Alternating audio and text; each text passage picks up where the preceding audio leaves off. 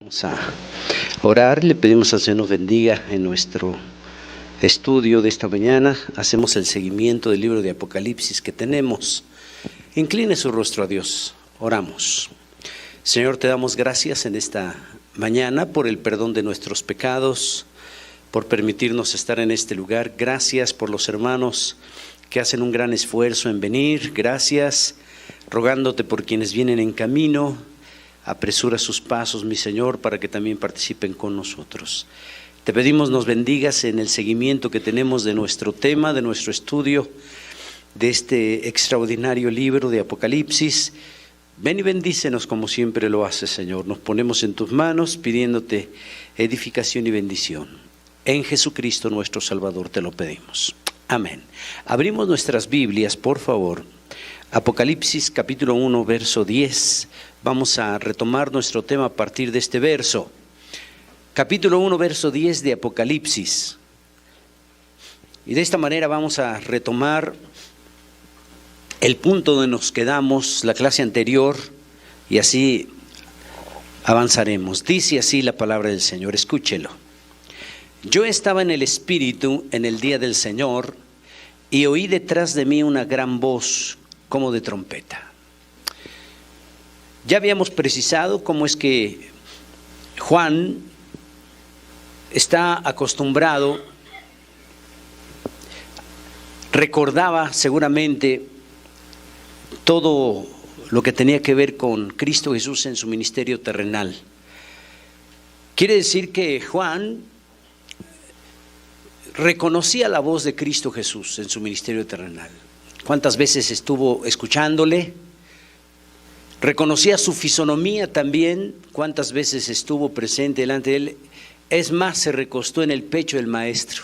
Juan lo reconocía perfectamente, físicamente, su voz, todo, sus pasos, todo lo reconocía. Y cuando Cristo Jesús muere, resucita, asciende al Padre, se sienta a la diestra del Padre, Juan seguramente tiene en su mente y en su corazón los recuerdos de la voz del maestro directa, su fisonomía, sus pasos, sus milagros, todo eso estaba presente en Juan.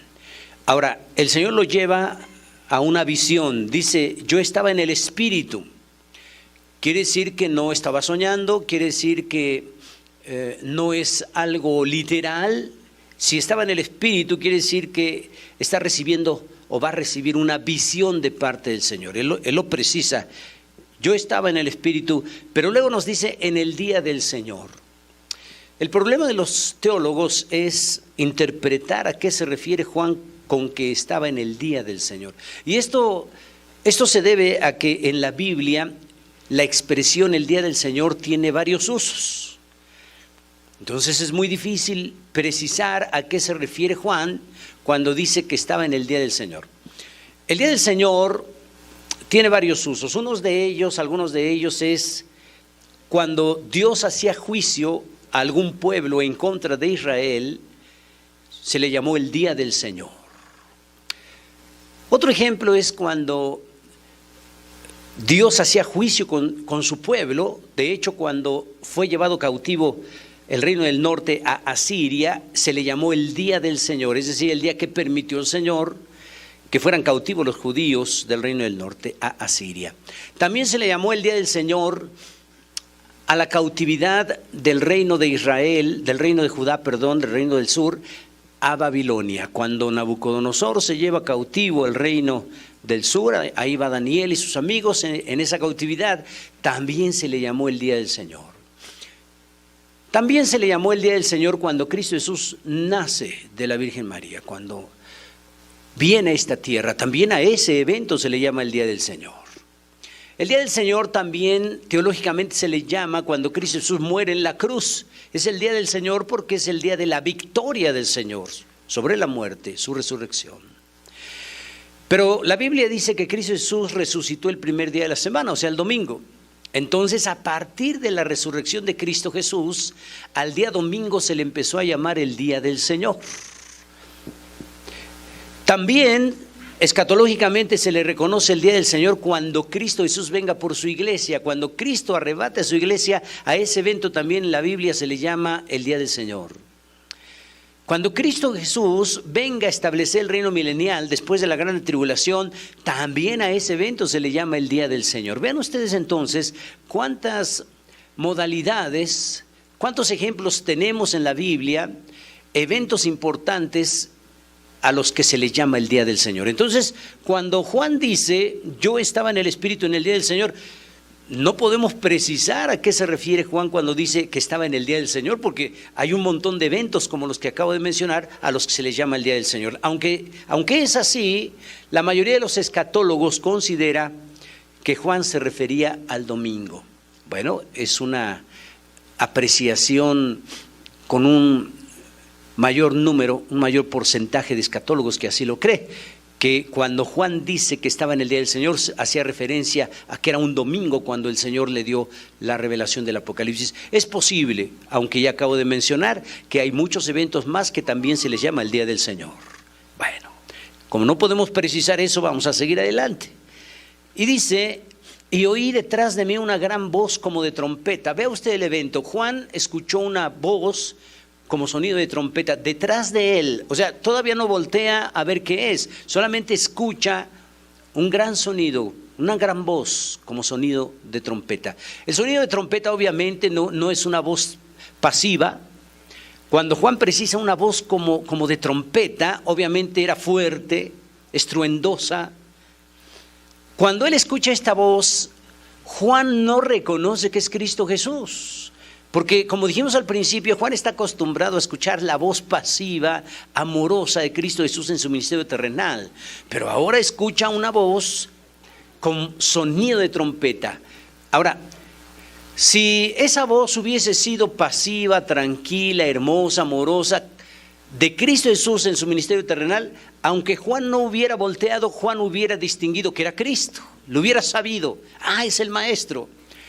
Pero como ahora el Señor está hablando no como el cordero que fue inmolado, sino como el león de la tribu de Judá, entonces por eso Juan no percibe que es la voz de Cristo. Él dice es la voz, el sonido como de trompeta, pero él no distingue que es Cristo Jesús. Ahora, comentábamos que hay una enorme diferencia entre la manifestación de Cristo Jesús como el Mesías sufriente y una enorme diferencia de Cristo Jesús como el Mesías glorioso. Tenemos que distinguir eso. El pueblo de Israel no distinguió la primer venida de Cristo como el Mesías sufriente. El pueblo de Israel, una de las cosas de por qué no creyó que Cristo Jesús era el Mesías, era porque Israel quería el Mesías glorioso, quería el Mesías que viniera a derrotar a todos sus enemigos y a reinar en todo el mundo. Esa era la visión que esperaba del Mesías el pueblo de Israel. No comprendió que primero Cristo se tenía que manifestar como el Mesías sufriente. Entonces, por muchas razones Israel no creyó en Cristo Jesús, pero una de ellas fue esa, que Cristo se manifiesta primero como el Mesías sufriente y el pueblo de Israel lo esperaba como el Mesías glorioso. Cristo se aparece como el cordero que fue inmolado y el pueblo de Israel lo esperaba como el león de la tribu de Judá. Bueno, pero todo tiene su tiempo, el Señor es un Dios de orden, era necesario que apareciera primero como el Mesías sufriente y después como el Mesías glorioso. Entonces Juan está acostumbrado a escuchar la voz del Cordero. ¿Qué diferencia habría, dijimos, si tuviéramos aquí un cordero y acá un león? ¿Qué ruidos, qué sonidos puede hacer un cordero? Y si lo comparamos con el ruido o el sonido que puede hacer el rugido de un león, es totalmente diferente. Nadie va a decir, al escuchar el sonido de un cordero y luego escuchar el sonido del rugido de león, nadie va a poder decir cuando escuche el rugido de león, es el cordero. No, es imposible. Entonces, esto lo comento para que se dé una idea cómo Juan escucha esa voz como de trompeta y no reconoce que es la voz de Cristo porque él está acostumbrado a escuchar la voz del cordero que fue inmolado y ahora se está presentando la voz o el sonido del león de la tribu de Judá. Seguimos otro poquito, verso 11. Dice, esa voz como de trompeta, que decía: yo soy el alfa y la omega, el primero y el último.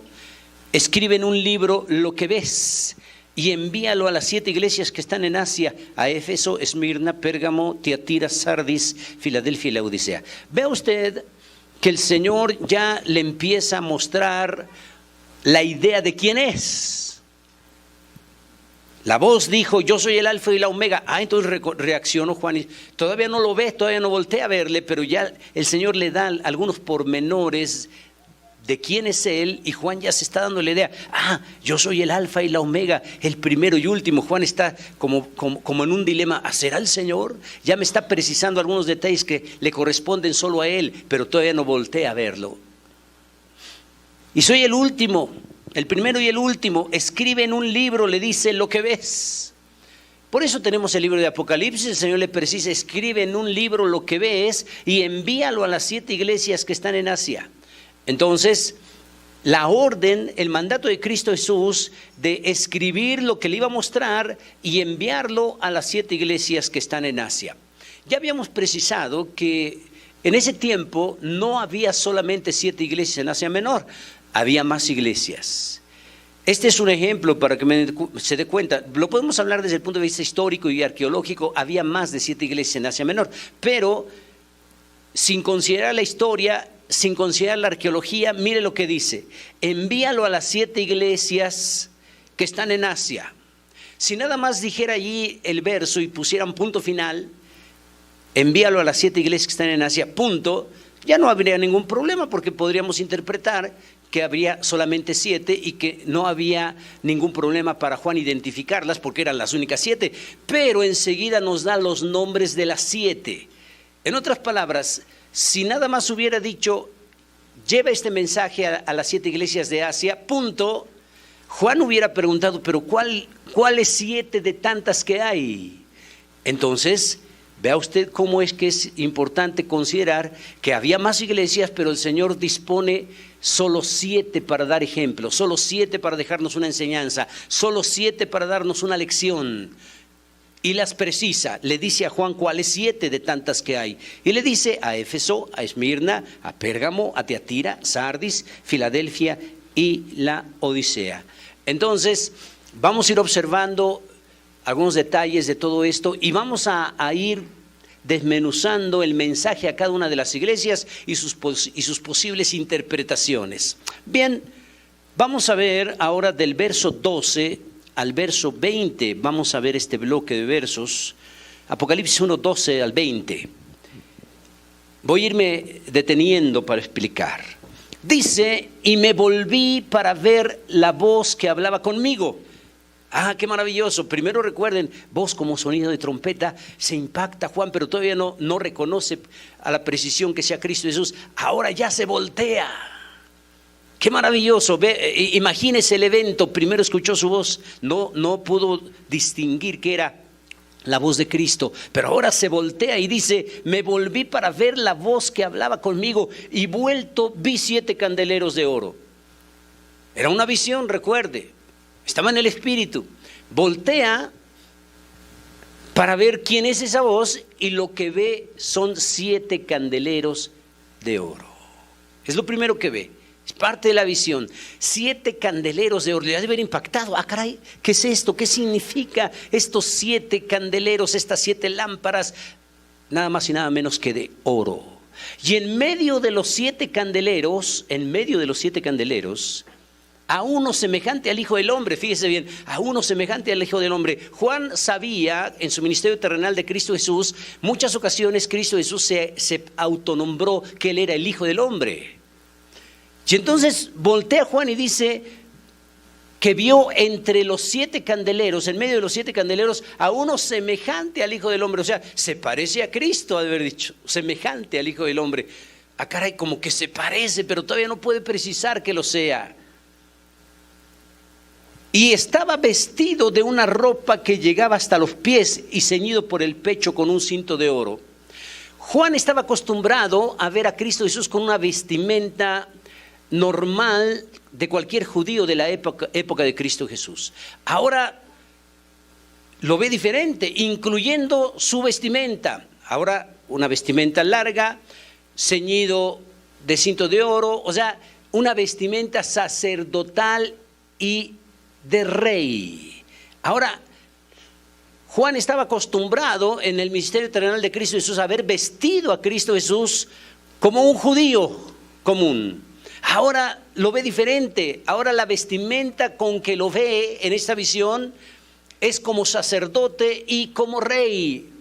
Ahora lo ve como el Mesías glorioso. Juan está discerniendo que ahora la fisonomía, la forma, la vestimenta, el hábito que Cristo Jesús tiene es diferente. Retomamos el punto, es que ya no se presenta ahora como el Cordero, sino ahora como el león. Ya no es el Cristo sufriente, el Mesías sufriente, ahora lo empieza a ver como el Mesías glorioso. Ahora su vestimenta es diferente, ahora su vestimenta es vestido largo, pero además vestido como rey. Y entonces dice, su cabeza y sus cabellos eran blancos como blanca lana. Fíjese ahora cómo lo ve diferente. Por eso no lo reconoce. Ya vimos por tantas cosas no lo reconoce, pero ahora una más. Ahora ve su cabeza y sus cabellos eran blancos como blanca lana. Ezequiel, Daniel, otros profetas en visión dicen un anciano de días. Es decir, Juan está viéndolo aquí, su cabeza y sus cabellos eran blancos como blanca lana, o sea, un anciano de días. Y la Biblia dice en el Antiguo Testamento, muchos profetas ven la visión también de Cristo Jesús y precisan un anciano de días. ¿Por qué hacen esa precisión anciano de días? ¿No sería suficiente decir un anciano? ¿Por qué agregan el término de días? Bueno, pues porque bíblicamente el término anciano se aplica para dos cosas. Puede decírsele en la Biblia a alguien anciano como una autoridad ministerial. Una persona que tiene rango ministerial, autoridad ministerial en la iglesia o en el pueblo de Israel en el Antiguo Testamento, es probable que no fuera viejo de edad, pero se le llamaba anciano porque tenía autoridad ministerial. Pero entonces aquí no dice solamente anciano, o sea, no se refiere a una autoridad ministerial solamente, sino menciona anciano de días. Quiere decir que hace la precisión de un anciano en relación a la vejez, en relación a la experiencia por la vejez, en relación a las prácticas que ha tenido y que ha aprendido al paso de la vida hasta llegar a la vejez, un anciano de días. Y por eso es que ahora esta visión dice, su cabeza y sus cabellos eran blancos como blanca lana. Un anciano de días, para que se cumpla proféticamente la visión que ve Ezequiel, que ve Daniel y otros profetas, en donde en visión vieron así a Cristo Jesús y dijeron, es el anciano de días.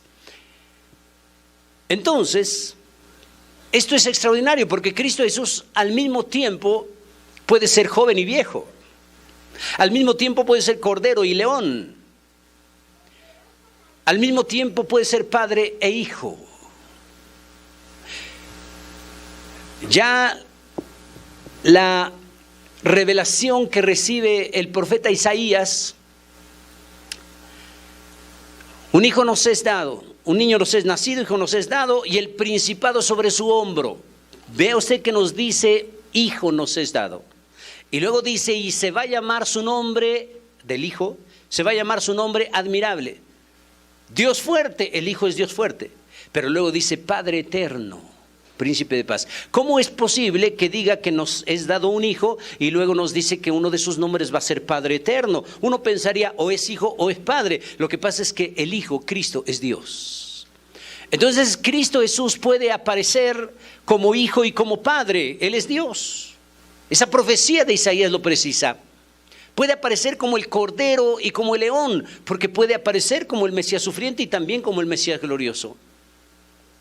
Entonces en este caso puede aparecer como un niño, como un hijo, pero también como el anciano de días. Él es Dios. Entonces dice que sus cabellos eran blancos como lana, como nieve. Sus ojos como llama de fuego. Vea lo impactante de la visión. sus vestimentas, ya lo precisamos, sus cabellos, su cabeza, todo, pero ahora ve sus ojos. Y sus ojos dice que son sus ojos como llama de fuego. ¿Qué simboliza, qué significa que Cristo Jesús se haya parecido así a Juan? Sus ojos como llama de fuego. ¿Qué significa eso? Sus ojos como llama de fuego quiere decir que lo ve todo. Significa que no hay algo que se escape a su presencia. Que sus ojos sean como llama de fuego quiere decir que no nos podemos esconder de Él. Aún en lo más secreto, en lo más oculto que nosotros pudiéramos pensar estar, el Señor nos ve. Aún aquel pensamiento tan profundo que pudiéramos considerar nadie lo sabe porque solo lo pensé y lo dejé guardado en lo profundo de mi corazón, de mi mente, con todo y eso el Señor lo conoce, el Señor lo ve. Él tiene ojos como llama de fuego y puede penetrar su mirada, su visión a lo más profundo de nuestro ser. No nos podemos esconder de Él. Luego entonces que Él tenga los ojos como llama de fuego simplemente nos está indicando su omnipresencia. Él puede estar en todos lados. Ahora, también podríamos pensar en la mirada que Él tiene. Nosotros podríamos hacer una especie de reto mirándonos fijamente y pensar a ver quién esquiva la mirada primero. Sostener la mirada a alguien, eso es impresionante. Cuando nosotros podemos mirar cara a cara a otra persona, a otro individuo, y fijamos la vista mutuamente, alguno va a parpadear primero. Otro no le va a sostener la mirada y a lo mejor esquiva y voltea a otro lado. Hay quienes tienen la mirada muy fuerte, la mirada tan pesada, y es difícil mantenerle la vista. Pero ¿quién puede mantenerse fijo ante Cristo Jesús? Él tiene ojos como llama de fuego. Si Cristo Jesús nos mirara y nosotros también lo miráramos, hermanos, no podríamos sostener la mirada. Aún el que se creyera más fuerte y diría, no, yo al que miro, al que veo, yo le gano y no volteo, no parpadeo y Él primero lo hace. Yo me enfrento con Cristo o contra Cristo. No, hermanos, el Señor tiene los ojos como llama de fuego. Todos nosotros, por muy fuertes que nos consideremos, delante del Señor agacharíamos la cabeza. Delante del Señor no podríamos mantener fijos nuestra mirada ante estos ojos maravillosos, extraordinarios de Cristo, y que Juan en esta visión está viendo como ojos, como llama de fuego. Impresionante la visión que Juan está teniendo acerca de Cristo. Vean la comparación. Juan está acostumbrado. ¿Cuántas veces no habrá visto la visión de Cristo Jesús en su ministerio terrenal? Su vista, sus ojos amorosos, tiernos, el Cordero. Estaba acostumbrado Juan a ver esos ojos del Maestro como Cordero. Pero ahora le impacta. Ahora esos ojos se transforman. Son como llama de fuego. ¿Por qué? Porque ahora, repito, ahora la visión no es el Cordero que fue inmolado, ahora la visión es el león de la tribu de Judá. Ahora la visión es el Mesías glorioso, ya no el Mesías sufriente. Seguimos otro poco.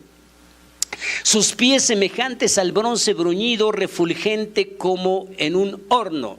Ahora sus pies los ve raros. ¿Cuántas veces Juan habrá visto los pies del Maestro en sus sandalias, descalzo, caminando?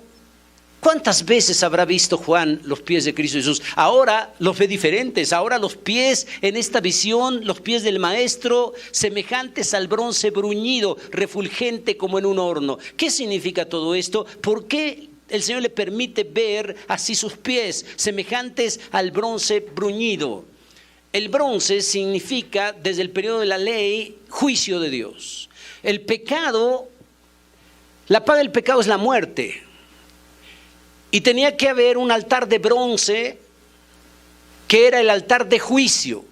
Dios ordenó a Moisés a construir un altar de bronce, el mismo que seguía utilizándose después en el templo, etc. Ese altar de bronce simbolizaba el juicio de Dios para el pecador. Y entonces por eso tenían que sacrificar un animal, y la sangre del animal limpiaba los pecados de la persona, del individuo. Entonces el altar de bronce simbolizaba el juicio de Dios para el pecador. Y entonces, si se presenta a Cristo Jesús, sus pies semejantes al bronce bruñido, quiere decir que el juicio de Dios para el pecador, el Señor pagó por eso. Que muestre sus pies como bronce bruñido, simplemente estaba precisando con esta visión que Cristo ya había pagado el juicio por el pecado del hombre. Porque de tal manera amó Dios al mundo que ha dado a su Hijo unigénito, para que todo aquel que en él cree no se pierda, mas tenga vida eterna. Ver los pies como bronce bruñido es eso. El Señor ya había pagado el juicio que merecía todo pecador, y por eso es que sus pies aparecen en visión como bronce bruñido. El Señor pagó lo que usted y yo deberíamos de haber pagado. Bendito su nombre para siempre. Y luego nos dice: y su voz como estruendo de muchas aguas. Otra vez, primero su voz era como de trompeta, ahora su voz como estruendo de muchas aguas. Bueno, qué impactante. Ahora vuelve a hablar esta visión, este ser, vamos, que es Cristo en una visión, y ahora dice Juan, su voz ahora era como estruendo de muchas aguas.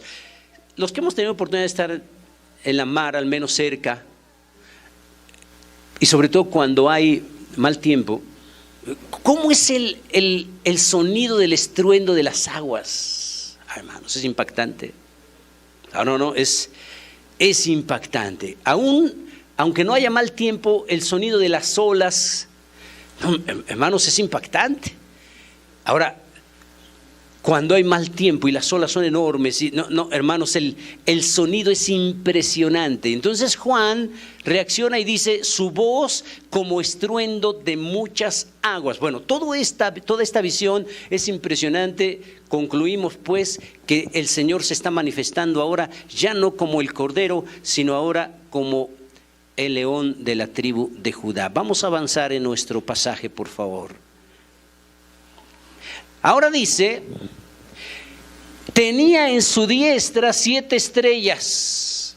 Tenía en su diestra, en su derecha, 7 estrellas. Ahora, primero vio 7 candeleros de oro.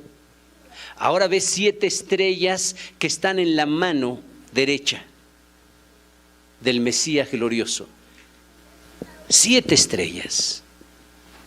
De su boca salía una espada aguda de 2 filos. O sea, si nosotros tratáramos de dibujar como muchos lo han hecho, con todos estos elementos, hermanos, la verdad es que es impresionante la visión, la forma. Ahora de su boca sale una espada de 2 filos. Todo esto es una visión, o sea, representa algo, es una visión. Por eso Juan dice que en espíritu vio esto, es una visión. ¿Qué significa entonces esta visión en donde una espada sale de su boca, una espada de 2 filos? Nada más y nada menos, ¿sabe qué? La palabra de Dios. La Biblia misma dice que la Biblia, su palabra, la palabra de Dios, es como una espada de 2 filos. Entonces quiere decir que Cristo Jesús no va a hacer algo contrario a su propia palabra. Que de su boca haya una espada de 2 filos, quiere decir que su boca solo va a pronunciar lo que él mismo ha establecido en su palabra. Este principio es hermenéutico y teológico. Que esta visión diga que de su boca sale una espada de 2 filos, quiere decir que el Señor, sus palabras solo van a tener respaldo de su propia palabra, de la Biblia. Él no va a decir algo contrario de lo que está en su palabra. Él es Dios de orden. Ahora, el problema no es Cristo. De su boca sale la espada de 2 filos. El problema no es de Cristo. Podríamos tener la seguridad, tenemos la certeza, la seguridad que todo lo que dice Cristo siempre va a tener respaldo en su palabra. De su boca sale la espada de 2 filos. El problema no es Él, el problema somos nosotros. Podríamos decir que cuando hablamos, usted, yo, todos, no solamente al predicar, al hablar con cualquier persona y cualquier eventualidad, podríamos decir que de nuestra boca sale la espada de 2 filos. Podríamos decir y compararnos, lo que decimos tiene siempre respaldo bíblico.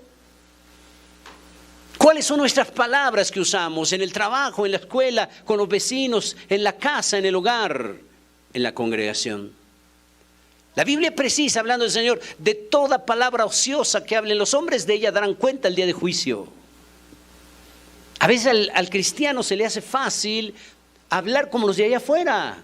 Es impresionante. El joven aquí en la iglesia canta a Dios, ora a Dios. Sus palabras son acorde al culto. Pero una vez que salen, están con los amigos, están con los compañeros de clase y hablan como ellos. Groseros, doble sentido, mal hablados en todos los sentidos. Hermanos, podríamos decir que de nuestra boca sale una espada de dos filos. Es decir, simbólicamente podríamos decir que lo que hablamos tiene respaldo bíblico siempre.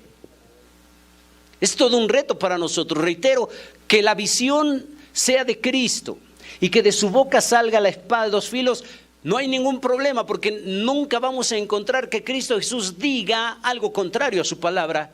Él usa al 100 su propia palabra, espada de dos filos.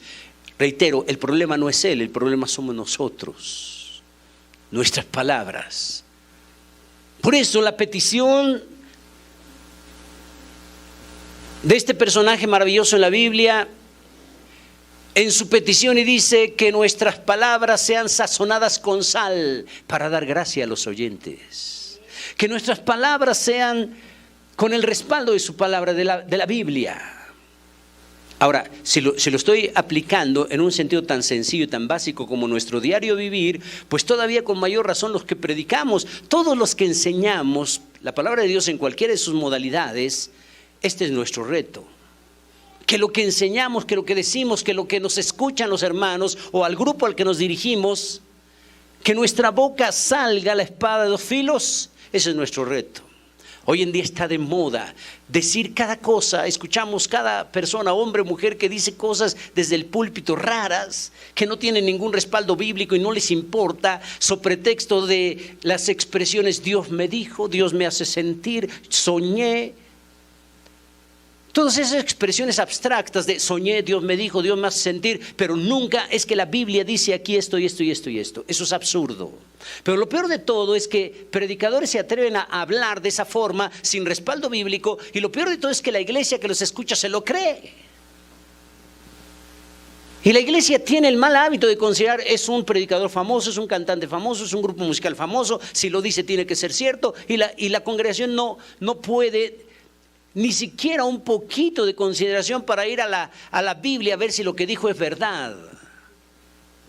Estamos viendo una época terrible de la apostasía, en su más alto grado la apostasía. Tanto del que predica, del que dirige diciendo tonterías, tanto del que escucha congregación pequeña o de miles diciéndole amén a cualquier cosa sin considerar si está o no registrado en la Biblia. Entonces, una espada de dos filos salía de su boca. La fidelidad de Cristo a su palabra. Concluyo este punto otra vez con la misma exhortación. ¿Podríamos decir lo mismo?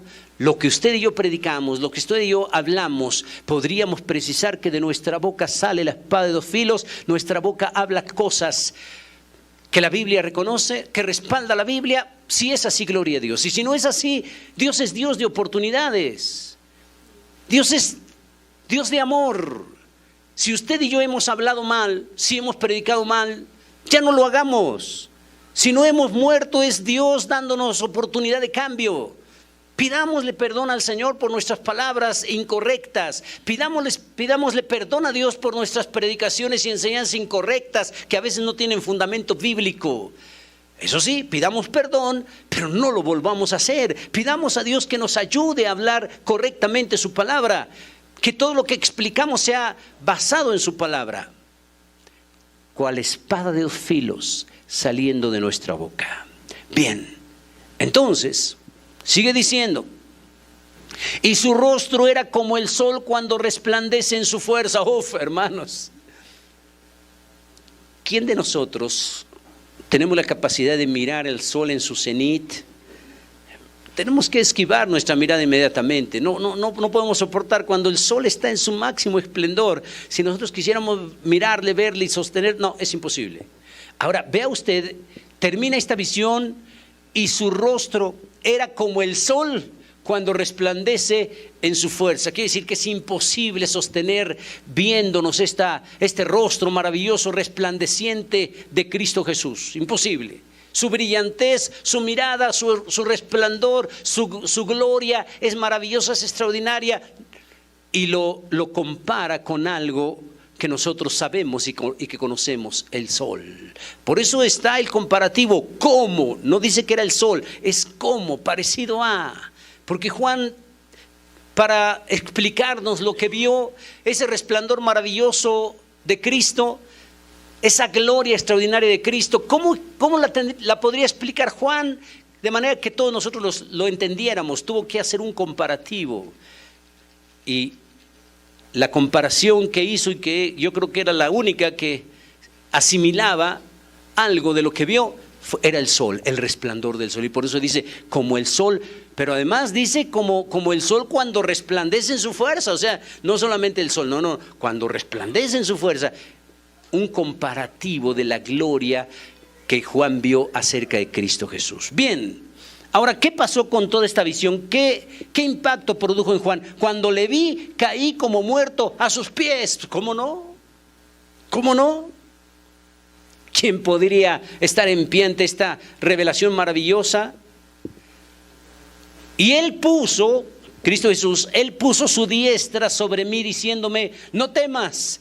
Yo soy el primero y el último, y el que vivo y estuve muerto, mas he aquí que vivo por los siglos de los siglos. Amén. Cuando le está diciendo todo esto, ya Juan está reaccionando. Pues es el Maestro, pues es Cristo.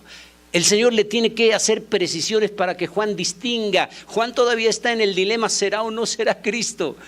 Y el Señor le tiene que hacer algunas precisiones para que Juan reaccione y pueda decir, sí es el Maestro, nada más que ahora con otra eventualidad, ahora como el Mesías glorioso. Y entonces le dice, el que vivo y estuve muerto, mas he aquí que vivo por los siglos. Es Cristo, ha resucitado y tengo las llaves de la muerte y del Hades. Qué maravilloso.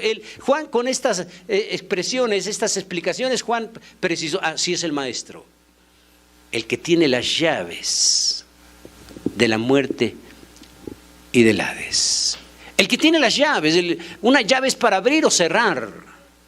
No es el diablo el que decide dar vida a alguien o el que decide dar muerte a alguien. No es el diablo no tiene ese poder. Es Cristo. Es Cristo. Hay algunos hermanos que tienen tanto temor cuando se encuentran con una mujer satanista, espiritista, que no nos puede ver, y a veces le dicen al cristiano, te voy a hacer un hechizo, una brujería, te voy a echar la maldición, dicen. Y hay hermanos que se espantan con eso, se asustan. Te voy a quitar la vida, te voy a cerrar tu negocio, no te va a ir bien en tu empresa, no te va a ir bien con tu familia, voy a ir matando poco a poco a todos los miembros de tu familia con enfermedades atroces, terribles. Oiga, hermano, diciendo ese individuo o esa individuo, cosas terribles, y lo más terrible es que a veces el cristiano entra en un temor por esas amenazas. No, amados hermanos, la Biblia es muy precisa. Más grande y más fuerte es que el que está en nosotros que el que está en el mundo. Eso sí, la importancia de ponernos en las manos del Señor. La importancia de pedirle a Dios su amparo completamente y en todo momento. Eso sí, poner en las manos de Dios a nuestros hijos desde que amanece hasta que anochece. No podemos estar con nuestros hijos todo el tiempo, Dios sí puede. No podemos defender a nuestra pareja todo el tiempo, es imposible, Dios sí puede. Ahora es impresionante cómo los niños a veces no pueden dormir durante la noche, sueños espantosos, presencia de demonios quizás. Los niños no pueden dormir y van donde los padres, papá, mamá, mira, no puedo, la bruja, tantas cosas espantosas que pueden ver. Y a veces los papás no precisan orar a Dios y pedirle al Señor y reprender en el nombre de Cristo Jesús a aquellos espíritus malos si los hubiese en ese momento. No, le dicen al hijo, pues vente hijito y pues que Dios nos ampare, vamos a llorar juntos. Oiga hermanos, ¿cómo puede ser posible? ¿Cómo puede ser posible? ¿Por qué no podemos enseñar a nuestros hijos? Porque reitero, no podemos estar con nuestros hijos todo el tiempo. En ese momento enseñamos a nuestros hijos y reprendemos en el nombre de Cristo lo que hubiese en casa. Y nuestros hijos tienen que aprender, porque el día que estén solos y no estemos nosotros, ellos lo tienen que hacer, aunque sean niños. Tienen que aprender a defenderse en el sentido espiritual de una manera correcta, de una manera bíblica. Acabamos de hablar, la palabra, de la boca sale la espada de dos filos. Aún para reprender al enemigo hay bases bíblicas para hacerlo. Hoy está de moda querer atar demonios en todo tiempo, ato y desato en un contexto totalmente diferente de lo que es la Biblia. Hay hermanos que a veces me dicen, no hermano, ya mi hijo ya sabe atar demonios. Espérese, a ver, ¿de dónde saca eso? No, ya le enseñé a declarar y a decretar y que ate espíritus. Digo, ¿dónde dice la Biblia eso? ¿Dónde dice la Biblia que ese sea la forma, la modalidad para ese tipo de eventos? No, hermanos, por eso acabamos de hablar, el Señor, de su boca sale la espada de dos filos. O sea, el Señor no va a hacer ni va a decir algo contrario a su palabra. Nosotros tampoco debemos de hacerlo. Estoy precisando que si hay lucha contra los demonios, que si hay lucha contra espíritus malos, pero también la Biblia precisa qué hacer en esas eventualidades. Lo tengo que reprender, tengo que ordenarle que se retire en el nombre de Cristo Jesús. Punto. Pero ahora el carismatismo tiene la idea, de hecho cuando empieza a orar o empieza un culto, muchos tienen el hábito de hacer estas expresiones y dicen, atamos, y se oye bonito porque además la gente se impacta, atamos y toda la cosa. Hay iglesias en donde hacen la figura de ponerse la armadura de Cristo y eso es tan abstracto.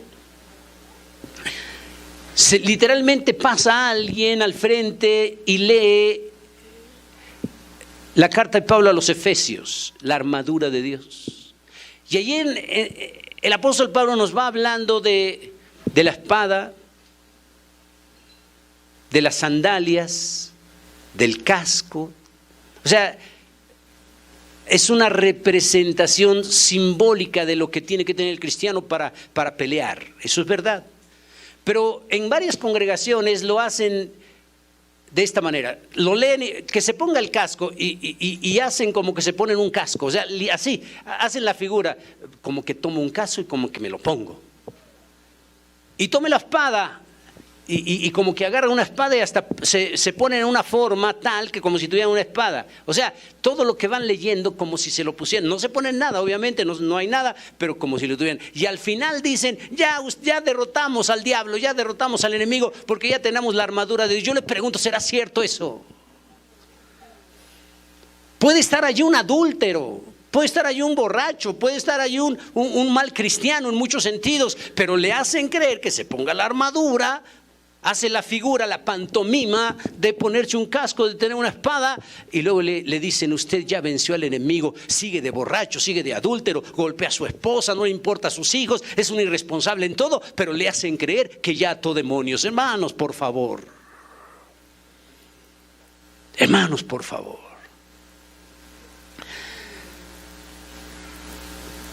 Entonces, atar y desatar es un término hebreo, es un hebraísmo. Claro que está en la Biblia, pero es mal interpretado por el carismatismo. El Señor, escuche bien lo que voy a decir. El Señor, utilizando siempre la espada de su boca verdadera, dándole la correcta interpretación a sus propias palabras, le dice a sus discípulos, lo que aten en la tierra será atado en el cielo. Y lo que desaten en la tierra será desatado en el cielo. ¿Se ha preguntado por qué cuando Cristo Jesús dice esto, por qué el apóstol Pedro inmediatamente le dice, Señor, ¿cuántas veces debo de perdonar al que me ofende? Pareciera que Pedro está fuera de lugar, pareciera que Pedro se sale del contexto. Fíjese bien, Cristo Jesús está hablando de que el que ate en la tierra va a ser atado en el cielo, desatar en la tierra va a ser desatado en el cielo, y luego Pedro le dice, Señor, ¿cuántas veces debo de perdonar al que me ofende? Pareciera que Pedro se fue por otro tema. ¿Por qué Cristo Jesús no le reprende y le dice: oye Pedro, estoy hablando de atar y desatar, y sales con cuántas veces debe de perdonar al que te ofende? ¿Por qué Cristo Jesús no le reprendió que se haya salido de contexto? ¿Sabe por qué? Porque no se salió de contexto. Porque atar y desatar es un término hebreo, es un hebraísmo. Atar y desatar tiene que ver con lo siguiente, escuche bien.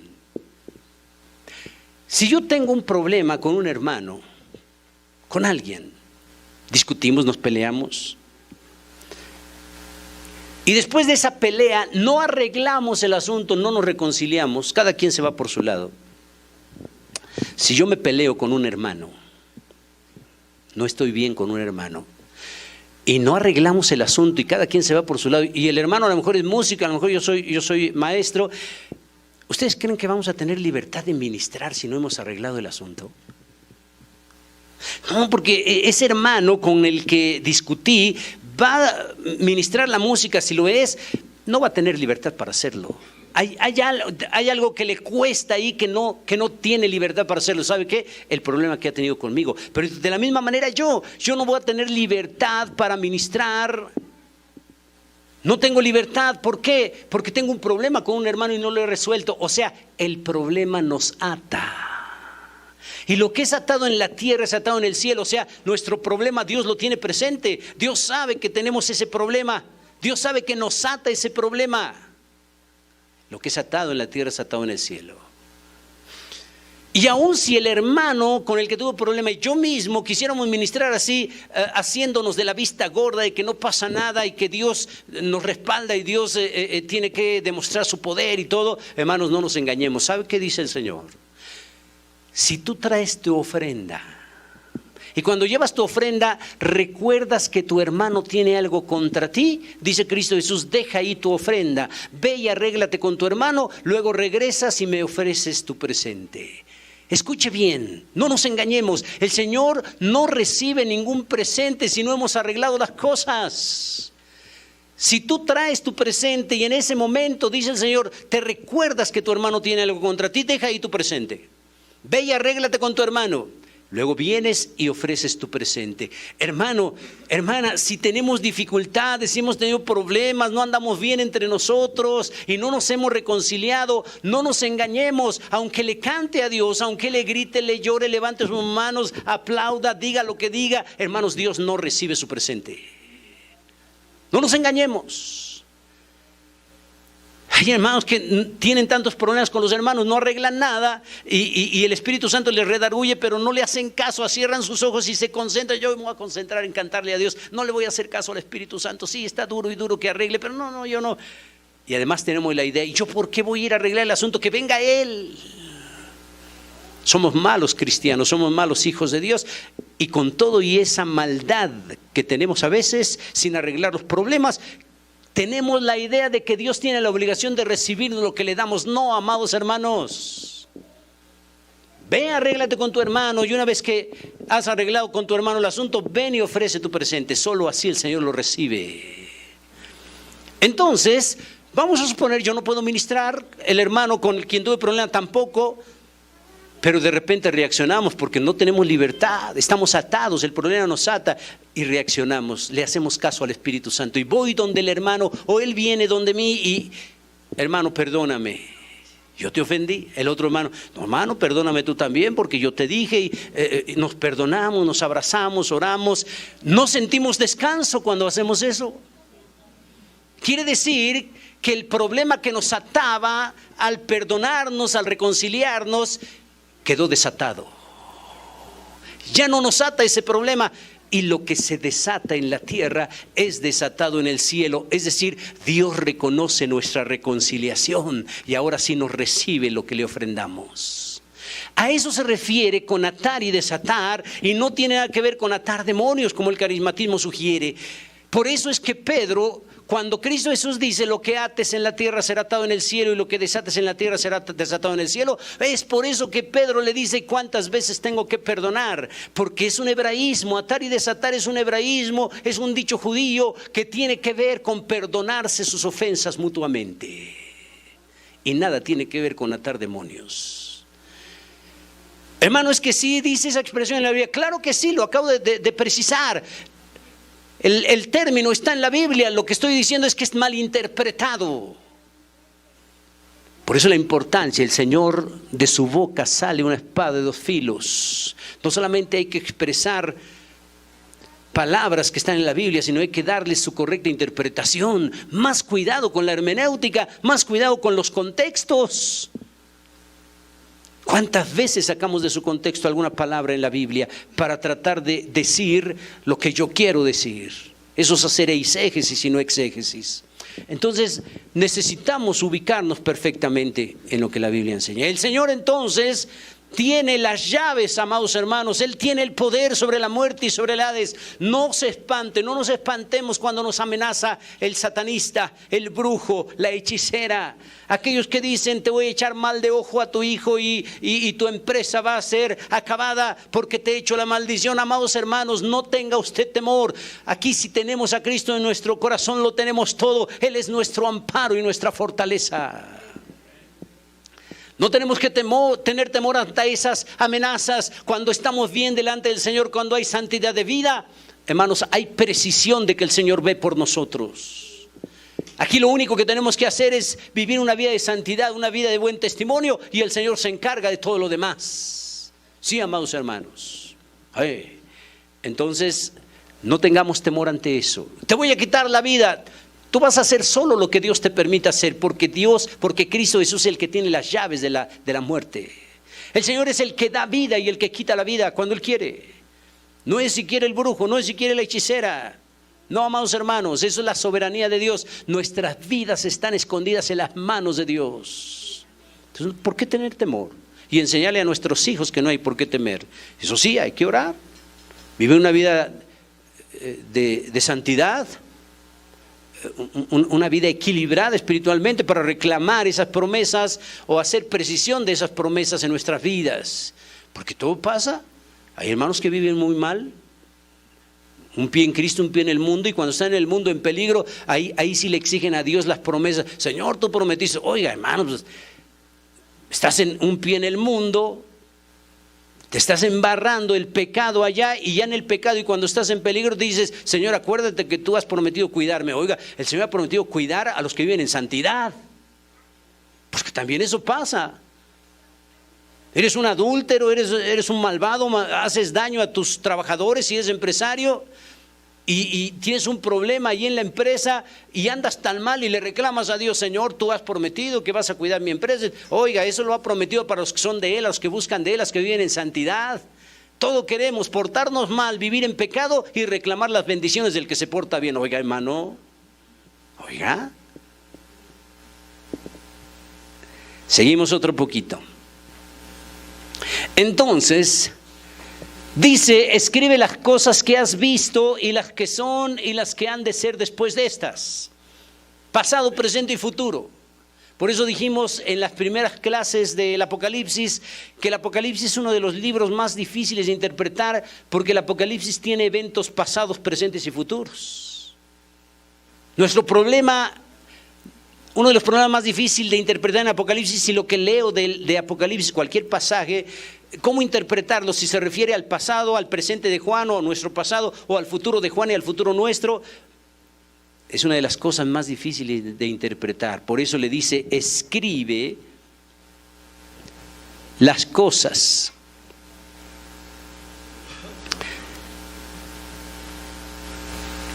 que son, las que eran y las que han de venir. Entonces, hermanos, el Apocalipsis está lleno de eventos y de mensajes pasados, presentes y futuros, y nuestro problema es cómo interpretar, de lo que leo cuál es ya pasado, de lo que leo cuál es al presente de Juan o nuestro, y lo que leo cuál es el futuro, lo que todavía no sucede. Esas son las cosas más difíciles de interpretar en el Apocalipsis, así que vamos a tratar de hacerlo en lo sucesivo. Bien, entonces dice: el misterio de las 7 estrellas que has visto en mi diestra y de los 7 candeleros de oro. Las 7 estrellas son los ángeles de las 7 iglesias, y los 7 candeleros que has visto son las 7 iglesias. Hermanos, qué bonito, qué extraordinario en varios sentidos esto que acabamos de leer. El primer punto extraordinario que yo veo aquí es que es la única ocasión, o de las únicas ocasiones, que el Señor da una visión y dice qué significa. Así como acabo de leer esto, quisiéramos leer en todo el Apocalipsis, que el Señor diga algo, una visión, y luego nos diga qué significa. Uy, eso sería maravilloso. Pero no es así. Este es de los pocos versículos que el Señor da la visión y el Señor dice qué significa la visión. Fíjese bien lo que dice. El misterio de las 7 estrellas, un misterio. Ahora, si quedara así el pasaje nada más, el misterio de las 7 estrellas, ¿cuántos significados, cuántas interpretaciones se le daría hoy en día a eso? Un montón, eso es un misterio. Pero mire lo maravilloso, el misterio de las 7 estrellas que has visto en mi diestra y de los 7 candeleros de oro, las 7 estrellas son los ángeles de las 7 iglesias. Qué bonito que el Señor aquí sí nos dijo el significado. Quisiéramos que siempre nos dijera así, pero no es así. Por eso nadie va a interpretar muchas cosas respecto a quiénes son las 7 estrellas, porque el Señor está precisando qué son. Nadie va a interpretar tantas cosas de qué son los candeleros, porque el Señor está precisando qué es esa visión. Entonces esto es maravilloso. A mí me encanta esto porque ya al menos en este verso el Señor no nos permite divagar y pensar, pues puede ser esto, puede ser esto. No, aquí el Señor nos precisa qué es. Y quisiéramos, al leer el Apocalipsis, que en cada pasaje que leyéramos el Señor enseguidita nos dijera qué es, pero no es así. En los demás tenemos que batallar. Entonces, las 7 estrellas hay 7 estrellas que están en la diestra del Señor, su derecha. También es un hebraísmo, estar a la derecha, bajo su mano derecha, es estar bajo su protección y su autoridad. Las 7 estrellas dice que son los ángeles de las 7 iglesias. Hay quienes tienen la idea, predicadores famosos he escuchado que predican que cada iglesia, cada congregación local tiene un ángel de la guarda, un ángel enorme que le protege, que no lo vemos pero que está arriba y alrededor de la congregación. Eso suena bonito, pero no es bíblico. Claro que hay ángeles, aquí el Señor permite, que no los vemos, pero cada vez que nos reunimos hay ángeles que están aquí con nosotros también, eso es verdad. Y que también hay demonios, claro que los hay también. No estamos solos cuando tenemos culto a Dios. Eso es una realidad. Pero aquí, cuando nos dice los ángeles de las 7 iglesias, las estrellas son los ángeles. No tiene que ver con un ángel literal. Aquí la palabra ángelos en griego es un mensajero, o sea, se refiere a los pastores, o sea, se refiere a los líderes de la iglesia. Entonces, las estrellas son los pastores, las estrellas son los líderes de las iglesias, los responsables de que la iglesia marche bien. Esos son los ángeles, los mensajeros. Ahora, ¿por qué los considera como estrellas? ¿Por qué estas estrellas, por qué las considera así a los ministros, a los líderes? ¿Qué simboliza eso? Bueno, podemos hablar un poquito de estrellas. Hay diversos tipos de estrellas, pero en general la estrella tiene luz propia. Nuestro planeta no tiene luz propia, o sea, recibimos la luz del sol, pero las estrellas tienen luz. Que el Señor compare a los ministros, a los ángeles, a los mensajeros de las iglesias, a los líderes de la iglesia, que los compare como estrellas, es porque el Señor da por sentado que los ministros dan luz, tienen luz. Qué reto más maravilloso. El ministro, el líder de una iglesia tiene que ser como una estrella, y las estrellas alumbran. En el firmamento puede estar oscuro, pero las estrellas se distinguen por su luz. Los ministros debieran de distinguirse en la congregación y en todo lo que hacen por su luz, la santidad de vida, el buen testimonio. El Señor lo compara entonces con una estrella, porque los pastores y los líderes tenemos que alumbrar, tenemos que vivir en santidad. La iglesia tiene que ver en nosotros la luz de Cristo. Sin embargo, también debemos reconocer que hay estrellas fugaces. Uno las ve que pasan y de repente ya no son. Su brillo fue por un instante, su resplandor fue por un momento y desaparecen. Son estrellas fugaces.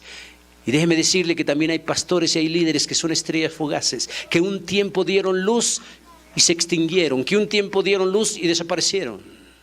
Déjeme decirle que también hay estrellas que han perdido su luz, estrellas que ya murieron. Y en las iglesias también tenemos estrellas que han muerto, pastores que han muerto, líderes que han muerto, que en un tiempo fueron luz y que podríamos decir tenían buen testimonio, pero que al paso del tiempo se han descuidado y hoy en día hacen un negocio de la iglesia, viven en pecado, viven en maldad, viven dobles vidas. Han dejado de tener luz como estrella. Estrellas fugaces, estrellas opacas. Cuando el Señor quiere que los ministros seamos verdaderas estrellas, que alumbremos en el firmamento, están en la diestra, la derecha. ¿Sabe cuál es la promesa de estar en la derecha de Dios bajo su cuidado? Porque si una estrella está en las manos de Dios, ¿quién la puede arrebatar? ¿Quién le puede hacer daño? Está en la mano de Dios. Pero hay una condición. Para estar en la mano de Dios y bajo su protección maravillosa, necesitamos seguir siendo estrellas que alumbren. En el momento que alguien deje su luz, en el momento que pase a ser una estrella fugaz, en el momento que el ministro deje de vivir en santidad, ya no tiene el amparo de Dios, se ha salido de la protección de Dios, se ha salido de la mano de Cristo. Hay de aquellos que intentan hacerle daño a las verdaderas estrellas que están en las manos de Dios. Hay de aquellos que intentan hacerle daño a los verdaderos pastores, líderes que viven verdaderamente en santidad y que están en la mano de Dios bajo su amparo y protección. Pero aquellos ministros que han dejado de ser luz, aquellos ministros que han dejado de alumbrar en Cristo, no tienen el amparo de Dios. Ahí sí sería ay de ellos, porque no tienen el amparo de Dios. Entonces, la promesa de estar bajo su amparo como ministro es vivir en santidad, es vivir en pureza, es alumbrar como una estrella. Eso es lo que el Señor nos exige para estar bajo su amparo. No se ampare ningún ministro que vive en pecado pensando que está en la diestra de Dios. No, esa promesa es para los que alumbran, no para el que vive en pecado. Esa promesa de estar en la mano del Señor y bajo su amparo y protección no es para todos, es para el que vive en santidad. No es para el ministro adúltero, no es para el ministro ladrón, no es para el ministro borracho, no es para el ministro que tiene un pie en Cristo y un pie en el mundo. No, la promesa es para las estrellas, para los ministros que verdaderamente alumbran en santidad de vida. Y luego nos dice: y los 7 candeleros que has visto son las 7 iglesias. Ahora también nos da el significado de los 7 candeleros. Candelero, fíjese usted. ¿Cómo compara el Señor las iglesias con candeleros? Ahora, es la misma situación. ¿Para qué sirve un candelero? ¿Cuál es el objetivo de un candelero? Alumbrar. ¿Cuál es el objetivo de una iglesia entonces? Alumbrar. No solamente los ministros que tienen que ser como estrellas alumbrando, también la iglesia como candelero tenemos que alumbrar. La iglesia tiene que alumbrar. Oiga, hermano, no alumbramos a veces ni en nuestra propia casa. No alumbramos ni a los vecinos que nos rodean. Qué impresionante cuando los vecinos que están a nuestro alrededor, quién sabe. Veo que entran, salen y gritan, se pelean entre ellos, y veo que salen y groserías y los hijos son tremendos. No alumbramos ni al más cercano. La iglesia tiene que ser como un candelero. Ahora, tanto alumbramos como somos de valor. Candelero de oro. Fíjense bien, porque hay de candeleros a candeleros, no podemos ir a comprar hay hermanos que dicen, compré una lamparita, pues sí, ese plastiquito, maderita ahí, económico, baratito, pero alumbra, pero también hay una diferencia cuando la lámpara es de oro, el costo es diferente. Bueno, tenemos que alumbrar de una u otra forma a los que están a nuestro alrededor, al mundo lo tenemos que alumbrar, pero además, ¿sabe qué? Delante del Señor somos de mucho valor. Aunque el mundo nos diga que valemos nada, aunque el mundo diga, la iglesia, los evangélicos no sirven, no valen. Sin embargo, vea lo que dice el Señor, somos candeleros de oro, de mucho valor. Aunque para el mundo la iglesia no vale nada, delante del Señor somos candeleros de oro, de mucho precio, de mucho valor. ¿Y sabe por qué nos simboliza siempre, nos caracteriza con oro, que valemos mucho? ¿Sabe por qué? Porque la iglesia vale nada más y nada menos que la sangre de Cristo. La salvación que Cristo da es gratuita. Y es gratuita no porque valga nada, sino porque vale tanto que nadie puede pagar por ella. Y la única manera de obtenerla es gratuitamente. La sangre de Cristo, nada más y nada menos, valemos tanto, por eso el Señor nos compara con candeleros de oro. Lleve eso a casa, somos de mucho valor. Lleve eso a casa, somos importantes delante de Dios. Lleve eso a casa, no tenemos por qué estar cabizbajos. Somos de mucho valor ante el Señor. Lleve eso a casa, delante del Señor somos gente importante. Entonces, tampoco podemos aplicar aquí el comentario de algunos hermanos que ya no se congregan por muchas razones. Estamos viendo un tiempo de apostasía terrible en donde hay hermanos en Cristo que han dejado de congregarse, lo hacían regularmente y ahora ya no lo hacen por muchas razones.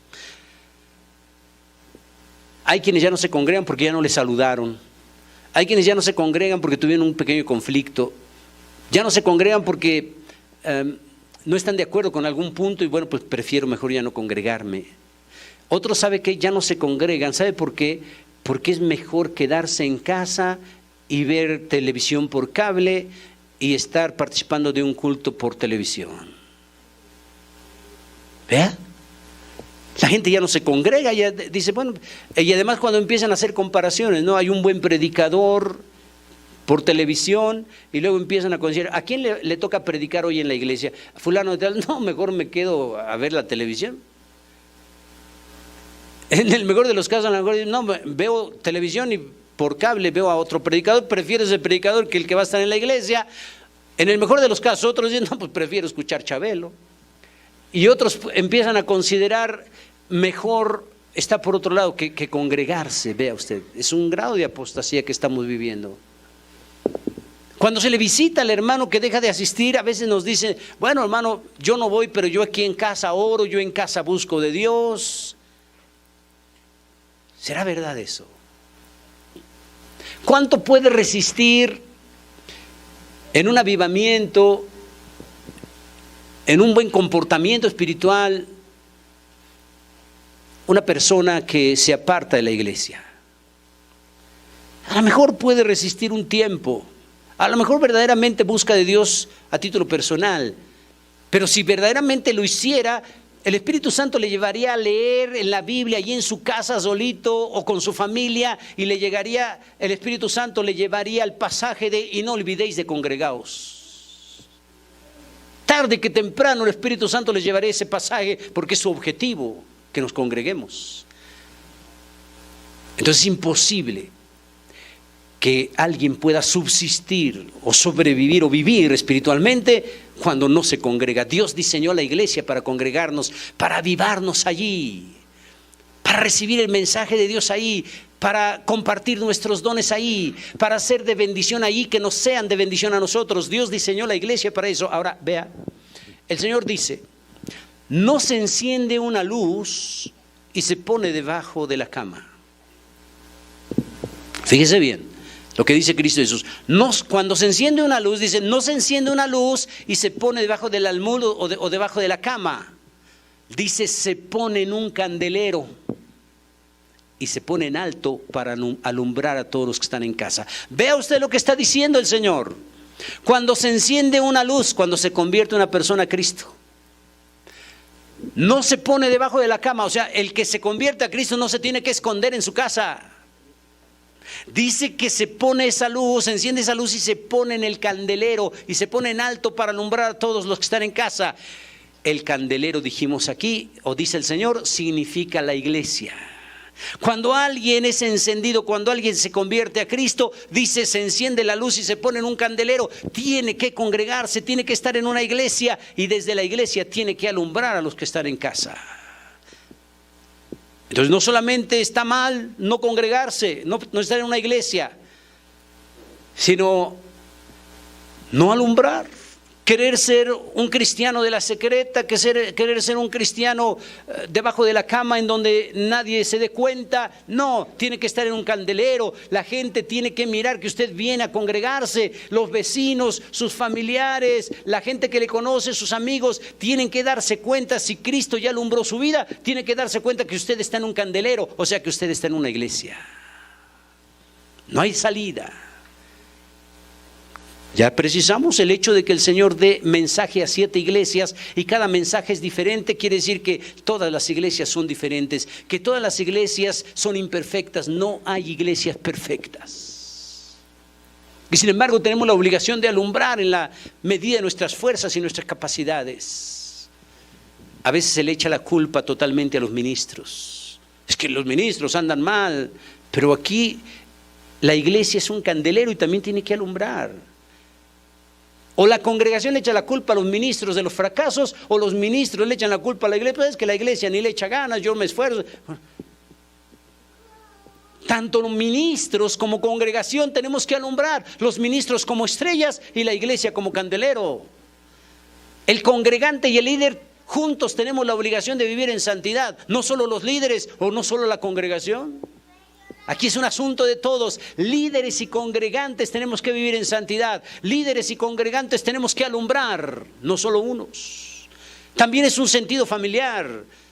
No solamente el papá tiene que alumbrar en casa, no solamente la mamá, no solamente los hijos, la familia completa. Tenemos tantos problemas familiares. En una familia solo la esposa busca de Dios. En una familia solo el esposo busca de Dios. En una familia solo los hijos buscan de Dios. ¿Por qué no podemos alumbrar todos como familia juntos? ¿Por qué no podemos venir juntos como papá, mamá e hijos al culto? Porque unos alumbran y otros no. Porque unos se convierten, otros no. Porque unos buscan de Dios, otros no. No podemos alumbrar bien ni en nuestra propia casa. Vea usted cuántos problemas. Somos candeleros que alumbran bastante. Vea usted, hay candeleros que su luz es brillante y qué bonito. Pero también hay candeleros que no alumbran tanto y también hay candeleros que están a punto de apagarse. A lo mejor el candelero, ahí está la lámpara y cuando ya está dando poquita luz decimos, es que el foquito, a lo mejor el foquito que tienes es de 25 watts. O a lo mejor es que ya se está fundiendo y por eso está alumbrando poquito. O a lo mejor hay que limpiar la lámpara porque desde que la compramos tiene 20 años y no la limpiamos. Oiga, tiene una de cochambre. Entonces, pues por eso tampoco alumbra. Hay que limpiarla. Todo eso tiene simbolismo. O sea, un hermano que tiene 15, 20 años y alumbra opacadamente, pues hay que limpiarlo. A lo mejor tiene cochambre espiritual y hay que arreglarlo, hay que limpiarlo para que alumbre otra vez bien. O a lo mejor su foquito ya es de 25 watts, hay que cambiarlo. Hay que poner uno de 75, uno de 100, hay demás. Los ahorradores. Bueno, el asunto es que hay que cambiarle el foquito. Espiritualmente, ¿qué sería eso? Hay que cambiarle de chif, ahora hablando con la modernidad. Sí, hay que llevarlo a la oración. Consagrándonos a Dios, alumbramos mejor. Entre más nos consagramos a Dios, más alumbramos en nuestro candelero. Entre más oramos, más brillamos. Entre más estudiamos su palabra, más brillamos. Entre más cumplimos su palabra, no solo la leemos o no solamente lo escuchamos, sino la hacemos, la practicamos, más alumbramos. Entre más nos congregamos, más alumbramos. Entre más evangelizamos, más alumbramos. Queremos alumbrar más, queremos ser refulgentes, extraordinarios. Bueno, vamos a cumplir todos los puntos de la consagración. Bien. Entonces lleve a casa eso. Ministros somos estrellas, congregación somos candeleros. Bien, vamos a revisar ahora con la ayuda del Señor algunos detalles de interpretación de las 7 iglesias. Vamos a ver de qué manera se pueden interpretar las 7 iglesias del Apocalipsis.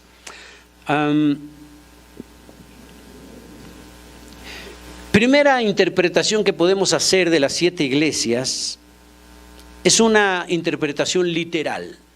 Es decir, podemos estudiar las 7 iglesias dándole el sentido de que el mensaje es para las 7 iglesias para lo cual fueron. A Éfeso, a Esmirna, a Tiatira, a las 7 iglesias, no más. La primera interpretación que podríamos dar sería esa. Leemos el mensaje a la primera iglesia, a la segunda, a la séptima, y la primera interpretación que pudiéramos dar es literal. Ese mensaje no es para nadie más que para esa iglesia, punto. Podríamos interpretarlo así. Pero también podríamos darle otra interpretación. Podríamos darle la interpretación de las 7 iglesias a la iglesia en cualquier época. Eso es otra interpretación.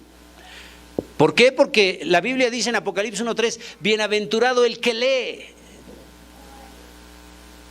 Bienaventurado el que lee y los que oyen las palabras de esta profecía. Es decir, hay una bienaventuranza para el que lee y cumple. Entonces también se puede aplicar para la iglesia en cualquier época. Ya dije, podemos interpretar literalmente solo el mensaje a las iglesias tal como va y punto. Pero bienaventurado el que lee. O sea, puedo aplicar el mensaje de cada iglesia a la iglesia en cualquier época. También puedo interpretarlo de esa forma. ¿De qué otra manera podemos interpretarlo? Al proceso que algunas iglesias locales van teniendo en lo particular. Es decir, también se puede interpretar al proceso de algunas iglesias. Así empieza una iglesia, va pasando el tiempo, va pasando más tiempo, y entre pasa el tiempo, la iglesia nunca sigue siendo la misma. Tiene cambios.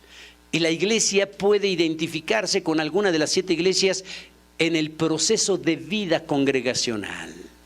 Si la iglesia empieza, podemos tener características de una de las 7 iglesias.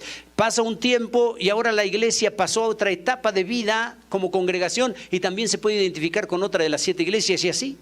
También podemos interpretar de esa forma. También se puede aplicar a la vida personal de cada cristiano. Porque a las 7 iglesias se le dice al que venciere. Entonces hablan a título personal, al que venciere. A las 7 iglesias se les dirige esta parte, al que venciere. Entonces también se puede aplicar a título personal. Puedo yo leer el mensaje de la iglesia y puedo aplicarme a ese mensaje a título personal porque dice al que venciere. Yo quiero ser vencedor. También se le puede interpretar al proceso histórico de la iglesia de Cristo. La iglesia de Éfeso representa la primera iglesia de Cristo en una etapa. La siguiente iglesia representa la iglesia de Cristo en la siguiente etapa de la historia. De manera que Filadelfia y Laodicea, que son las 2 últimas iglesias del Apocalipsis, simbolizan la iglesia final, la que estamos viviendo nosotros. Es decir, que cada iglesia significa o simboliza una etapa en la historia de la iglesia de Cristo. Las últimas, Laodicea y Filadelfia, o Filadelfia y Laodicea, representan la etapa final de la iglesia previo al arrebatamiento de la iglesia. También se puede interpretar de manera histórica.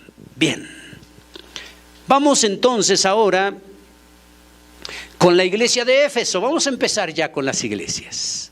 Vamos a ver la primera, Éfeso. Ahora el mensaje a la primera iglesia, Éfeso. Éfeso significa amada. Éfeso también significa relajamiento, fíjese. Qué extremoso. Éfeso significa amada, pero también relajamiento. Amada, relajamiento.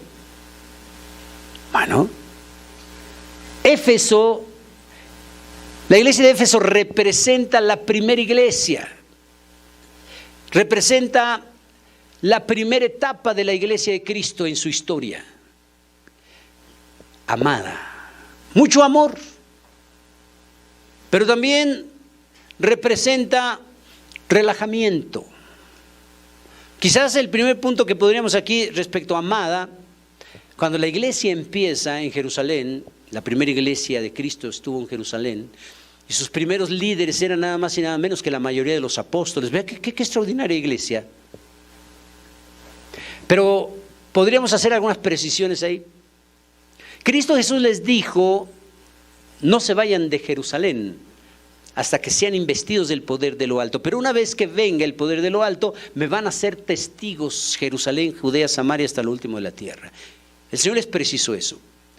El Señor cumple su promesa en el día de Pentecostés, Hechos 2, y cuando reciben la promesa, el poder de lo alto, se olvidan de lo que el Señor les dijo, que cuando recibían el poder de lo alto tenían que ser testigos en Jerusalén, Judea, Samaria y lo último de la tierra. Y no lo hicieron.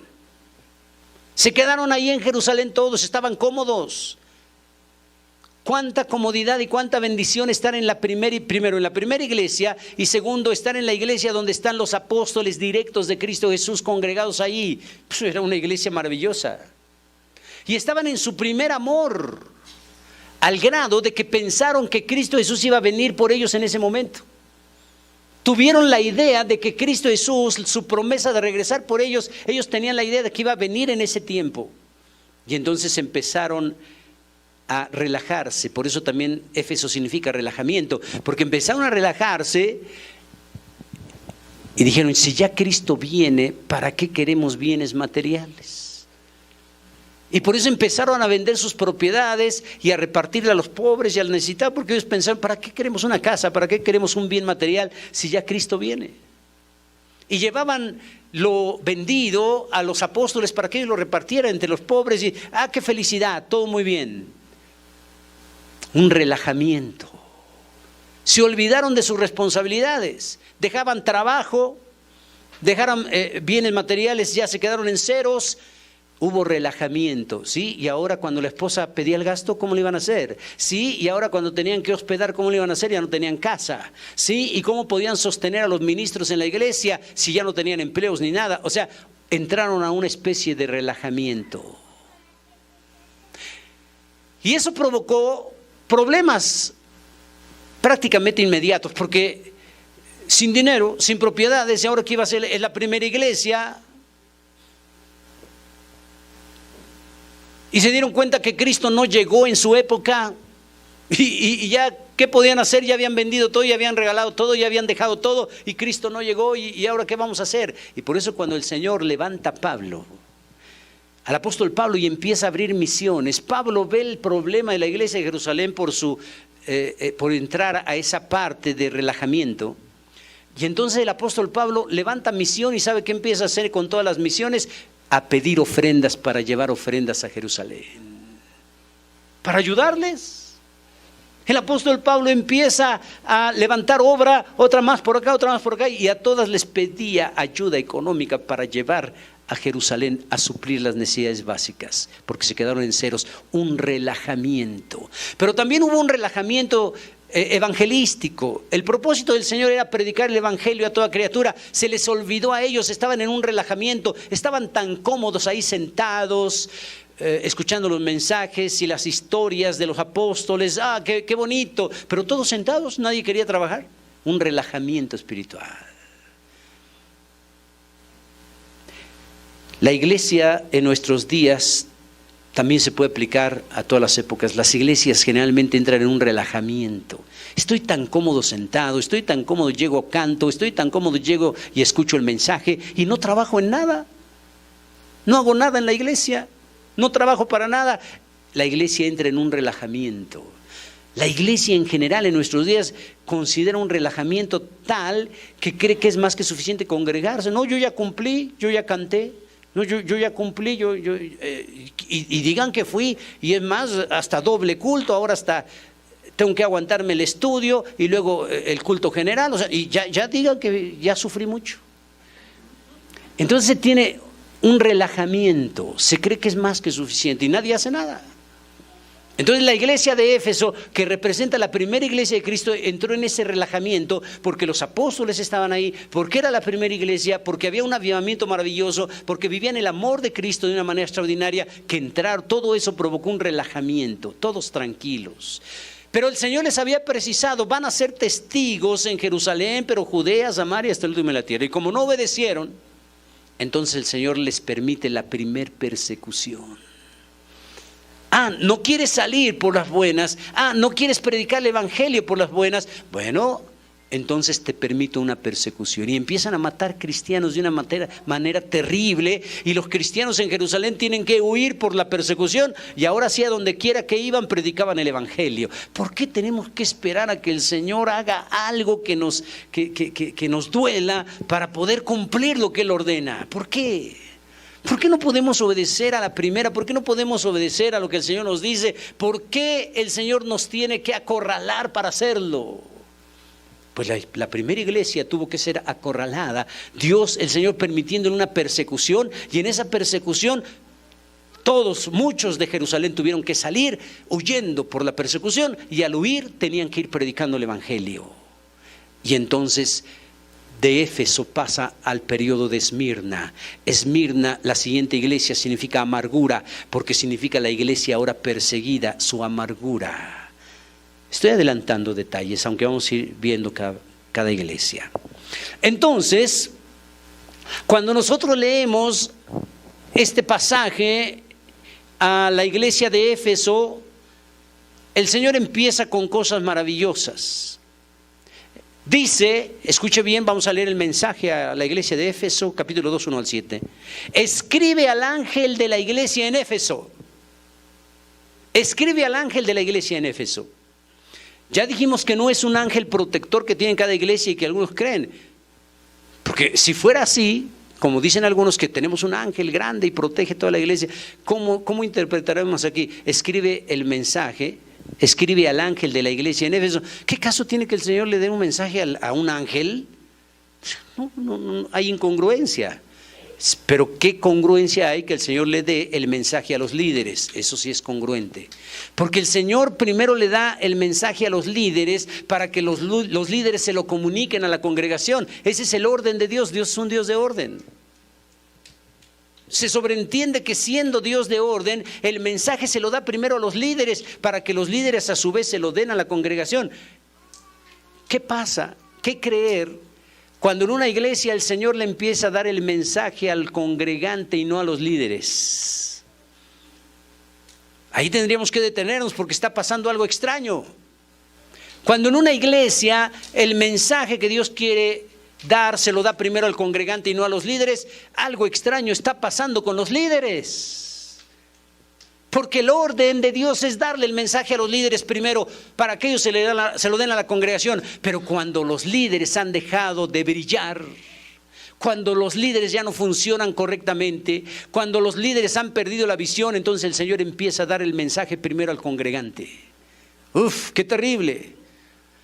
¡Qué triste! Entonces el orden de Dios es darle el mensaje primero al líder principal, porque la Biblia dice que nos sujetemos a los pastores porque ellos van a dar cuenta de Dios por nosotros. Si los pastores van a dar cuenta de la iglesia, es normal que el Señor le dé primero el mensaje a ellos. Ellos son los responsables.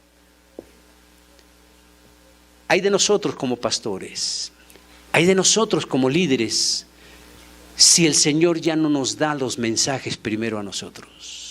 Porque eso quiere decir que no estamos a tono con Él, porque eso quiere decir que estamos fallando, porque eso quiere decir que estamos dejando de alumbrar, y por eso el Señor se brinca esa autoridad que no funciona o no está funcionando y le empieza a dar el mensaje al congregante. Ay de nosotros si sucede eso. Pero por eso, siendo ordenado, escribe al ángel de la iglesia en Éfeso, al líder principal, el que tiene las 7 estrellas en su diestra, el que anda en medio de los 7 candeleros de oro, dice esto. Le anuncia al primer liderazgo. Dile, háblale primero. El mensaje va a ser primero para el líder. El que tiene las 7 estrellas. Yo tengo a los ministros que alumbran en mi mano. El que anda en medio de los candeleros de oro. Fíjese bien, quiere decir también que si el Señor anda en medio de los candeleros de oro, quiere decir que siempre está en la iglesia.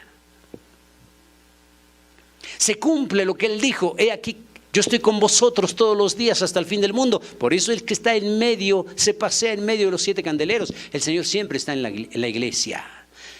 Aprovecho para decir esto a colación. El Señor vive en su iglesia, es su cuerpo. Por eso es un error cuando escuchamos a hermanos que dirigen el culto, que predican, cuando inician el culto, a veces se dice, hermanos, dan la bienvenida a las visitas, y a veces se dice, hermanos, el invitado especial, el invitado más importante que tenemos es el Espíritu Santo. Y cuando dicen eso, es un error. El Señor no es ningún invitado. O yo diría, qué iglesia tan pobre que tengan al Espíritu Santo como un invitado nada más. Porque el invitado no vive ahí. El invitado va y llega y se va. No permanece ahí, no vive ahí, no se queda ahí, no habita ahí. Es un invitado. Es un error cuando el que dirige dice el invitado especial es el Espíritu Santo. Oiga, si el Espíritu Santo es un invitado, entonces no vive allí en la iglesia. El Espíritu Santo no tiene que ser un invitado. El Espíritu Santo tiene que vivir, tiene que morar en la iglesia siempre. Entonces, Él anda entre los 7 candeleros de oro. Él está aquí con nosotros siempre. Entonces, le dice, yo conozco tus obras. Qué palabras más duras.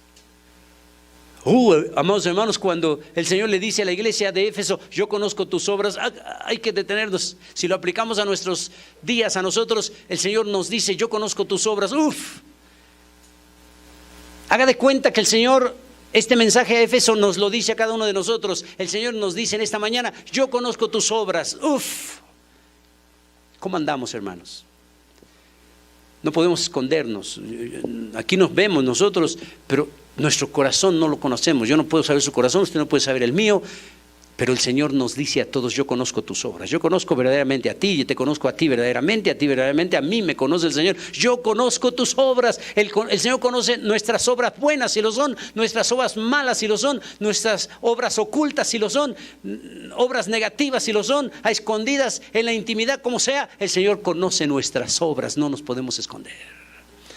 Y entonces va desmenuzando el corazón de la iglesia de Éfeso y le dice, yo conozco tus obras y tu arduo trabajo y paciencia. Vea, el Señor siempre empieza hablándole las cosas positivas a la iglesia. El Señor primero le empieza a decir a la iglesia de Éfeso lo bueno que es la iglesia, lo positivo que tiene. Es la estrategia que usa Cristo Jesús, Fíjese bien, la estrategia que usa Cristo Jesús para la iglesia es primero exaltarle y alabarle las cosas positivas que tiene y después decirle la exhortación. ¿Escuchó bien? Esta estrategia hasta los psicólogos la utilizan, El psicólogo busca formatos que tiene la Biblia para aplicarlos a la psicología, sus estrategias a seguir. Y esta es una de ellas, El psicólogo primero eleva a la persona, al individuo, y le dice todo lo bueno que tiene para después decirle la exhortación. Eso no lo inventó el psicólogo, lo tomó de las Escrituras. Cristo Jesús, para darle la exhortación a la iglesia, primero le dice las cosas positivas que tiene la iglesia. O sea, tiene que preparar su corazón de la iglesia para decirle en dónde está mal y que lo pueda asimilar. No lo hace al revés. El Señor no empieza, en cada una de los mensajes a las 7 iglesias, el Señor no empieza diciéndole la exhortación. A todas las iglesias les empieza diciendo lo positivo que tienen, para prepararles su corazón y después decirles la exhortación. Recomendaciones. Se aplica a todo. Si los padres tenemos que llamarle la atención a los hijos, debiéramos de usar esta estrategia. Hay papás que van a llamarle la atención al hijo y van directamente a la exhortación. Pero si primero hiciéramos la estrategia de Cristo, si le dijéramos al hijo, mira hijo, tú eres un buen hijo, te pareces a mí. Si le decimos, hijo, tú eres extraordinario. Le agradecemos mucho a Dios porque hijo, eres respetuoso, trabajador, valiente. Y le empezamos a decir todas las cosas positivas. Y ya después le podemos decir, sin embargo, hijo, mira, en esta parte tienes que corregir. como ya lo elevamos en su estima, porque le dijimos primero todas las cosas positivas que tiene, ya es capaz de recibir la exhortación que no repercuta para mal, sino para corrección. Porque primero le subimos la estima con cosas positivas que tiene. Esa es la estrategia. No nos dirijamos al Hijo inmediatamente a exhortarle y todo lo malo. No. Cristo Jesús no usó esa estrategia. Dígale primero a sus hijos las cosas positivas que hace. Ensálcelo en las cosas positivas que realiza, porque de esa manera preparará su corazón para la siguiente exhortación. Se aplica para el trabajo también. Su trabajador hizo mal las cosas, no diga inmediatamente ahí eres mal trabajador y todo lo malo lo haces. No. También como estrategia, dígale, mira, me da mucho gusto en esto, cómo haces tu trabajo. Reconózcale las cosas positivas y después prepare su corazón para después decirle, nada más que en esto sí fallaste. Ya no le va a afectar tanto hacia lo negativo, va a recibir muy bien la exhortación porque preparó su corazón primero diciendo las cosas positivas que tiene. Como pastores no podemos decirle a la iglesia tan tajante, tan categórico, todo el pecado que tienen y nunca hay reconocimientos a la iglesia, no. Para que la exhortación surta mejor efecto en la iglesia, primero tenemos que decirle lo positivo que tienen. Oigan, hermanos, ustedes como iglesia son extraordinarios, vienen a tiempo, vienen puntuales, no faltan, son extraordinarios los eventos que tenemos siempre con cuánto servicio, cuánto amor. Cuando le está diciendo todo eso a la iglesia prepara su corazón y entonces ya que está preparado, pero hermanos, en esto fallamos. Hermanos, en esto estamos fallando. Y sabe que ya lo va a asimilar porque su corazón fue preparado para la exhortación. Es la estrategia que hizo Cristo Jesús. Es la misma estrategia que hay que usar con la pareja. Usted tiene algo que decirle a su esposa, algo que no le agrada, no le empiece a decir inmediatamente, oye esposa, es que esto. Primero dígale cosas bonitas, primero dígale lo que hace bien. Oye esposa, esto que haces, qué maravilloso, el quehacer te queda muy bien, la comida, todo lo que haces no es extraordinario. Pero con el que le diga todo eso ya la esposa está, su estima, y de repente usted le dice, solo te quiero decir este detallito. Pero ya preparó su corazón, ya le va a escuchar, difícilmente se va a esponjar, porque ya preparó su corazón y entonces va a asimilar mejor eso. Al revés también, esposa, no le diga al esposo cosas negativas así a la primera, lo va a hacer esponjar usted. Primero dígale, esposo, qué bonito, qué guapo, esposo, qué bien haces esto y todo. Prepare su corazón y ya que lo elevó en estima, ahora sí dígale, esposo, con mucho respeto, quiero decirte que en esto no estoy de acuerdo.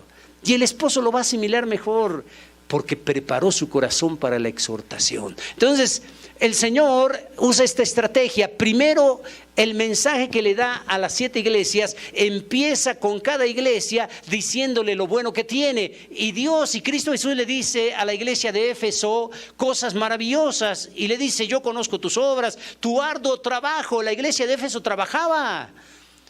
Eres paciente, no puedes soportar a los malos, santidad de vida. Has probado a los que se dicen ser apóstoles y no lo son, no permite pecado, y los has hallado mentirosos. Y has sufrido, era una iglesia sufrida, has tenido paciencia, has trabajado arduamente por amor de mi nombre y no has desmayado. Mire cuántas cosas positivas tenía la iglesia de Éfeso. Con todas estas cosas, uno pensaría que la iglesia de Éfeso no tiene nada de malo. Mire cuántas cosas positivas tenía y el Señor se las precisaba. Ahora, no era adulación, no era mentira lo que el Señor estaba diciendo. Verdaderamente la iglesia de Éfeso tenía todas estas cosas positivas. Y luego viene la exhortación, ya preparó su corazón el Señor. Y dice, pero tengo contra ti. Pareciera que no iba a tener nada malo. Tanta ese listado de cosas positivas maravillosas que tenía la iglesia de Éfeso, pareciera que el Señor no le iba a decir nada negativo. Y luego se detiene el Señor y dice, pero tengo contra ti. Yo creo que la iglesia de Éfeso se detuvo. Ah, caray, a ver, ya nos dijo un montón de cosas positivas que tenemos, pero tengo contra ti que has dejado tu primer amor. ¿Cómo? Tengo contra ti que has dejado tu primer amor.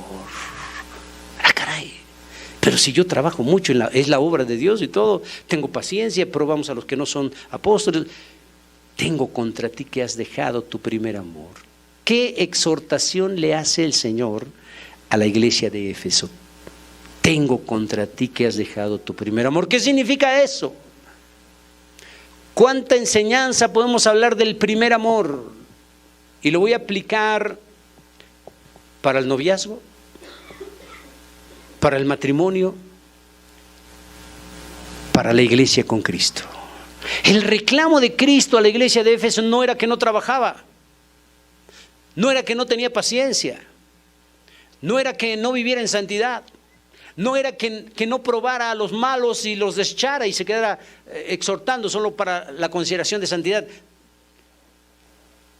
Has dejado tu primer amor. La iglesia de Éfeso ya no oraba. La iglesia de Éfeso ya no tenía intimidad con Cristo, ya había dejado su primer amor. Es cierto que trabajaba en la obra de Dios, pero había descuidado su relación personal con Cristo, ya no tenía intimidad. Vaya llevando esto a casa. La siguiente clase vamos a abordar perfectamente qué es esto.